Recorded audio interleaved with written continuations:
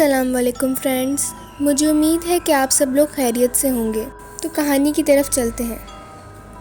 یہ واقعہ 2014 نومبر کا ہے۔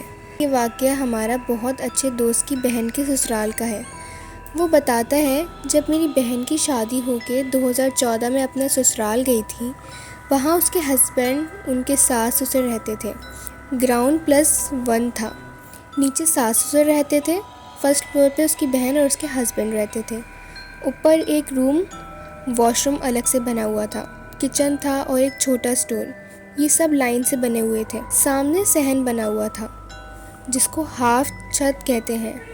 خیر ہوا کچھ ایسا کہ شادی کے 1 منتھ بعد دن کے ٹائم اس کے ہسبینڈ کام پہ گئے ہوئے تھے۔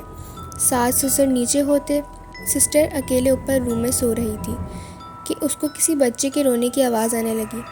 اس کو لگا کہ برابر کے گھر سے آ رہی ہوگی، پر آواز تیز ہونے لگی۔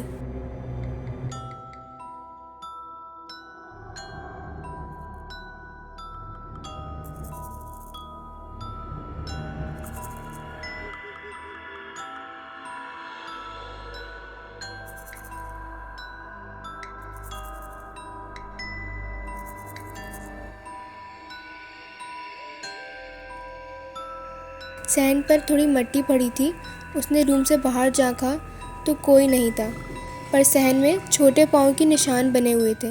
یہ دیکھ کے وہ کافی ڈر گئی کہ اس پورے گھر میں کوئی بچہ نہیں ہے تو پاؤں کے نشان کس کے ہیں؟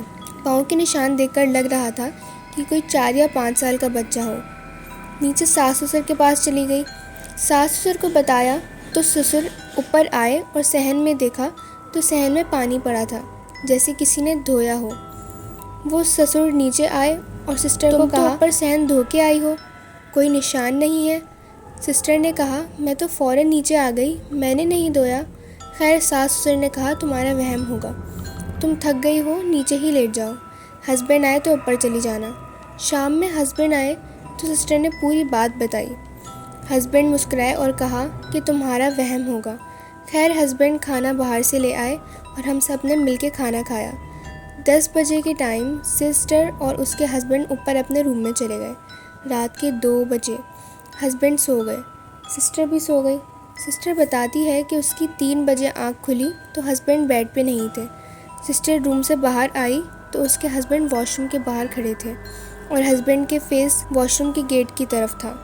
سسٹر نے بولا کہ آپ وہاں کیوں کھڑے ہیں؟ یہ بولنا تھا کہ اس کے ہسبینڈ واش روم میں چلے گئے، بنا کوئی جواب دیے۔ سسٹر پلٹ کے روم میں آ گئی۔ ہوش اڑ گئے جب اس نے دیکھا کہ ہسبینڈ سیڑھیوں سے اوپر آ رہے ہیں۔ وہ زور سے چلائی اور اس کے ہسبینڈ نے کہا، کیا ہو گیا، پاگل ہو گئی ہو؟ سسٹر نے بولا، آپ نیچے سے آ رہے ہیں؟ اس کے ہسبینڈ نے کہا۔ سسٹر نے کہا، تو واش روم میں کون گیا ہے؟ اس کے ہسبینڈ پریشان ہو گئے کہ یہ کیا بول رہی ہو؟ اس کا ہسبینڈ واش روم کی طرف گیا تو واش روم کی لائٹ آن تھی۔ ڈرتے ڈرتے گیٹ کھولا تو کوئی نہیں تھا۔ کہ ہسبینڈ نے کہا، شاید لائٹ بند کرنا بھول گیا اس لیے آن رہ گئی۔ ہسبینڈ بھی سمجھ گئے کہ کوئی معاملات ہیں، پر سسٹر کو ڈر نہ لگے اس لیے بات گھما دی ہسبینڈ نے۔ دونوں روم میں آ گئے۔ سسٹر کے ہسبینڈ نے کہا کہ دن میں تم نیچے چلی جایا کرو اور وہیں آرام کر لیا کرو جب تک میں نہ آ جاؤں، کیونکہ اس کے ہسبینڈ کو بھی لگ رہا تھا کہ کچھ گڑبڑ ہے۔ خیر دونوں سو گئے۔ نیکسٹ ڈے شام کو جب اس کا ہسبینڈ گھر آیا تو نیچے کھانا کھا رہے تھے وہ دونوں۔ اوپر کے فلور سے کسی عورت کی رونے کی آواز آنے لگی۔ سب نے سنی، سامان ٹوٹنے کی آواز آنے لگی۔ اس کا ہسبینڈ اوپر گیا تو دیکھتا ہے کہ ایک خوفناک عورت اس کے روم کے باہر کھڑی ہے، کہ اس کے ساتھ اس کا بچہ کھڑا ہے۔ یہ دیکھ کے اس کا ہسبینڈ نیچے بھاگا تو زور زور سے ہنسنے کی آواز آنے لگی۔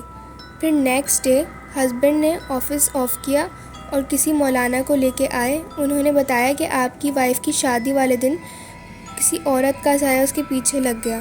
خیر مولانا نے کافی پڑھا، قرآن کی تلاوت کی تو معاملات ٹھیک ہونے لگے۔ اب اس گھر میں کچھ فیل نہیں ہوتا، نہ کچھ نظر آتا ہے۔ مولانا کہتے ہیں کہ وہ سایہ ختم ہو گیا ہے۔